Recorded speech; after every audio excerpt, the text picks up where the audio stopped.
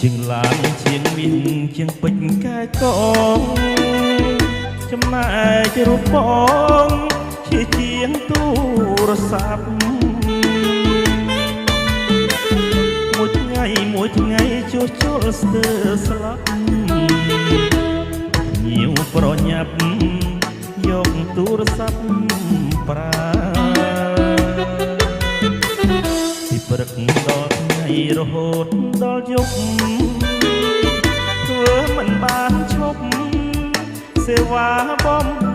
រើទាំងការងារខ្លាំងល្អ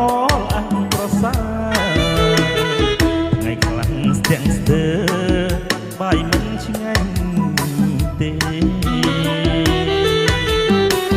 ជាងទូរស័ព្ទដៃគ្មានពេលទុំទេ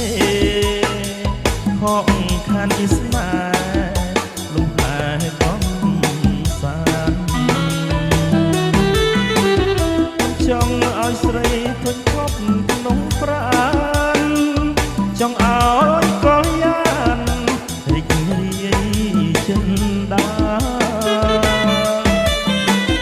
កន្លងហោះហើរស្វែងរកលំអងរីឯរូបបងជាយាមធ្វើការមិនឲ្យស្រីស្ងួនអញអត់ចិនដា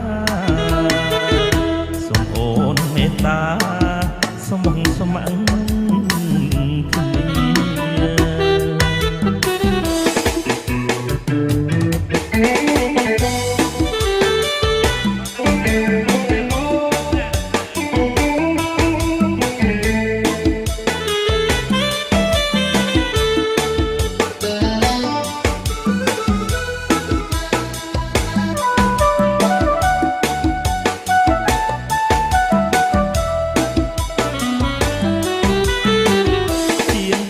សប្ដី